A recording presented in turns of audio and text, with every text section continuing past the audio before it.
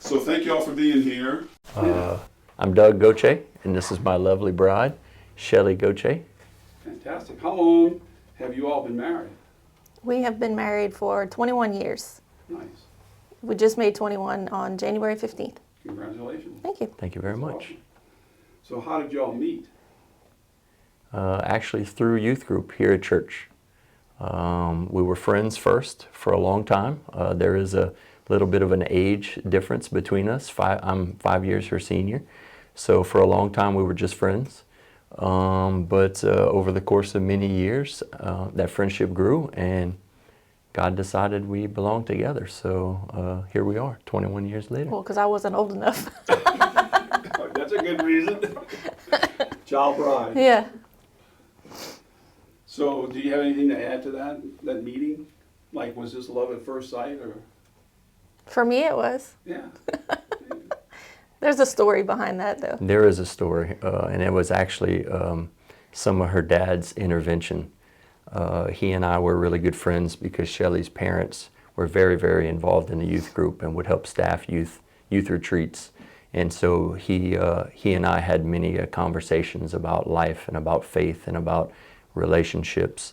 And it was through a conversation with him one year where things changed. He actually encouraged me to maybe take his daughter out for a date to see where it would go.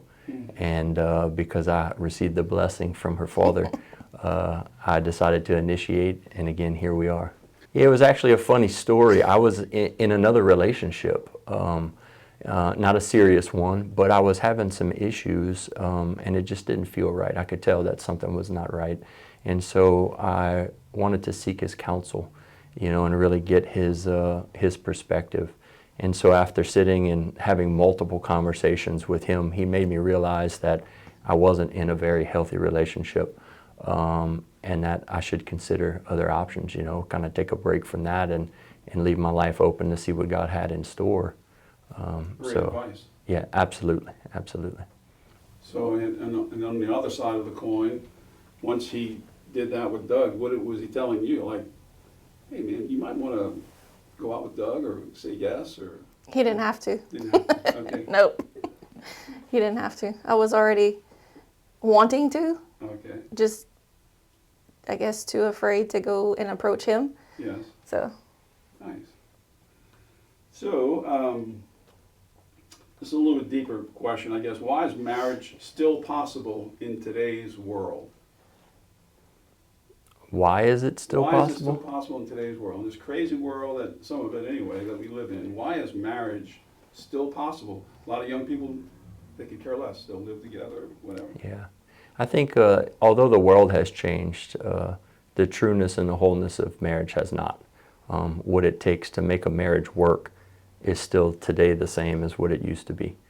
I think what has changed is people's level of commitment to what it means to be married and to their understanding of what marriage takes. It's not like they show in the fairy tales. It's not all sunshine and rainbows.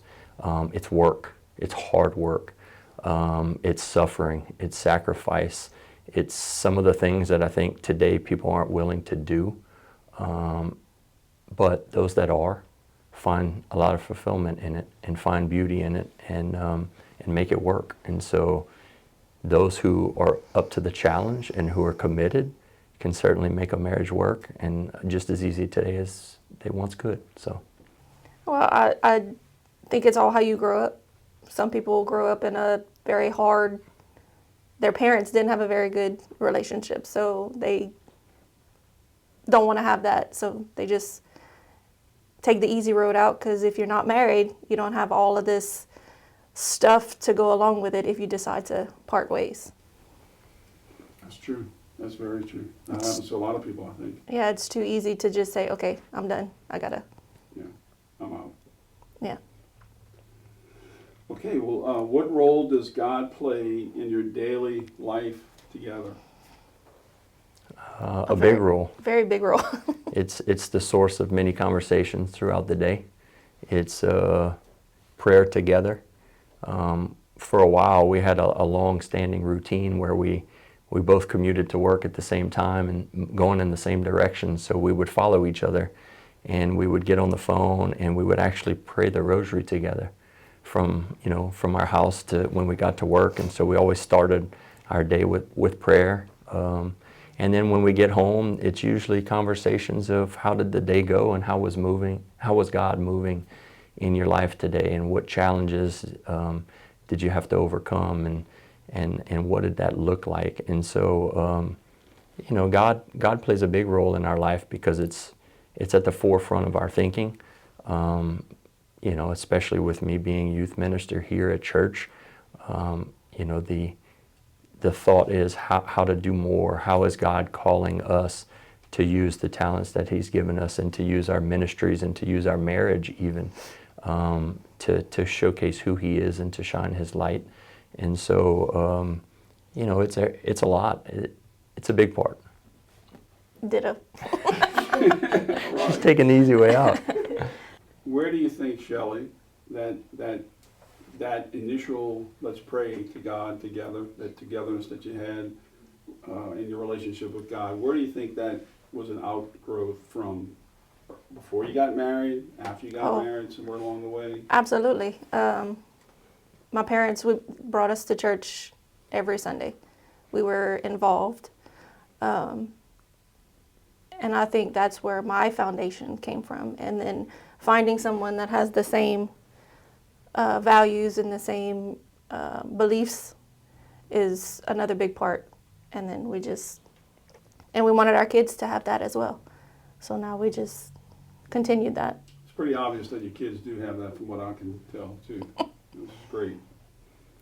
We've asked them and encouraged them to be more involved in the church, to not just show up on Sunday, but to actually be a participating member in the parish. Whether that's altar serving, ushering, helping on special occasions, doing things with the Knights of Columbus, just anything and everywhere. I think it's essential that we teach our kids in today's world that it's not enough to just show up at church on Sunday.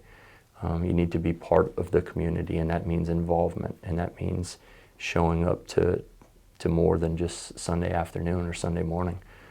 And they've done a very good job. We introduced them to it, encouraged them, but they took it upon themselves to love it. They fell into a deep appreciation to serving at the altar. And so, our oldest they all started in 3rd grade, and our oldest is still serving today, not regularly, but he did for probably 9 or 10 years, every week after week, and our other 2 boys are doing something very similar, and they love doing it. It's not something they have to do, it's something that they want to do, and it's a beautiful thing to see them active in the parish. Doesn't sound like it's a chore. They don't think of it as a chore, do you? No, I think at first they did, as with any of the youth today. But once they understand the fruitfulness of it and what it means to participate in Mass and to be involved, I think not only did their faith grow, but their understanding of what it means to live a life of Christ, which means service. And I think, Shelly, they had a good role model in you too. Well, we tried our best, because without that foundation, without knowing that God is there to pick you up when you're down, I think it would have been a different story for them. As a side benefit to what you just said, both of you just said, when you look at the church parish right now and you kind of look around, there's a bunch of old people like me, a lot of old people. Not my wife, because she's 21. But, there is that, it's a fact. And without that being imparted to our children, as a parish, to our children as parish, Absolutely. they're gonna disappear, and there'll be no church parish.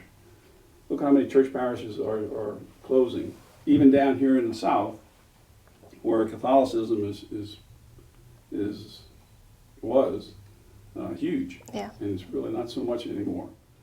That's really a shame, but I'm encouraged though, because I'm seeing a lot more young adults re-engage in the church, especially at 5 o'clock Mass. I've noticed there's a lot more young couples showing up, high school students showing up, and I believe there's some things changing in the world, and I think there's a resurgence for what they're craving, and that's structure and stability, and the Catholic faith offers that, and so I see them coming back, and it's a beautiful thing, and I hope we can capture that. I hope we can create elements within our parish to be able to facilitate a growth in that for them. I So think that's pretty much your mission. I mean, kind of like your vision statement or something, wasn't it, when you took on this role? absolutely, God gave me a dream about 4 years ago now, and He said, "Please grow my campus." And having a design background, architecture, I kept thinking, okay, you need some more buildings. I can help do something with that. But I'm realizing that that's not what He was asking. When He asked me to grow the campus, He was saying, from a people standpoint, I'm calling you to come serve, especially the youth and the young adults of the parish. Are you ready? And so here I am, and it's a beautiful Thank you thing. both for saying yes. Absolutely. Yeah, for sure. So what would you tell young people who are afraid of marriage? Why would they be afraid? What are they afraid of? Is what the question I would pose, because nothing about marriage is scary. Is it hard? Absolutely. But to be afraid, I don't think anyone should be afraid, because there's so many great things that can come out of a marriage. Children to be one of them. Just having that person that you can confide into. Basically having a best friend that you live with. Yeah. I think she nailed it. You know, there's choose your hard, as they say. Life can be hard not married, or life can be hard maybe if you're married. But there's such benefits of creating a life in marriage. The blessings of children, the blessing of just having someone. I always tell Shelly, and I write it in cards a lot, thank you. I thank God every day for allowing me to have a front row seat of watching Him work through her. Mm-hmm. And that's what really marriage is, right? Is having that front row seat to watch them grow throughout life, and to be there in the hard times and in the good times, in all the times. It's about having a best friend. It's about having someone hold you accountable, and to help you grow, because without your significant other, you may not grow well. So to have them by your side is just such a beautiful thing. And you know, there are a lot of things in life that are scary, but the beautiful thing is that there's always beauty on the other side of fear. If you can step through it and step into it, the sky's the limit. And the same thing applies to marriage. If you step into it with the right mindset and wanting nothing but the best, and deciding that you're going to do whatever it takes, and you make that commitment, it ends up being beautiful. Even the priesthood or the religious life, that could be somewhat scary, but for sure it's difficult. Absolutely. Very difficult. So it's not, uncommon to go through life in general. No matter what you choose, it's going to be tough. Absolutely. And then on top of that, we have the devil that's tricky into thinking it's easy. That's Yeah. not good. No, not at all. Well, but I mean, why would anybody want easy? There's no growth in easy. For a long time, I had such a stagnant mindset of I wanted to be comfortable. I wanted to be right where I am because it was beautiful and I felt good in it. And through some books and some prayer, it became apparent that growth requires you to have to go through those moments, to be uncomfortable, because that's where growth happens. And I can tell you that I love my bride, but there are times she makes me uncomfortable. She puts me to test. She asks me questions. She encourages me to do things that I don't think that I can do. And it's through all of those beautiful things that I have been able to grow. And it's, back and forth between both of us. So, there's a lot of things to be scared of, but marriage shouldn't be one of them. Well, thank you for your love to each other and your commitment to each other, and thank you for being here for the interview. It's a great interview. Absolutely. Thank you both. Thank you. Awesome.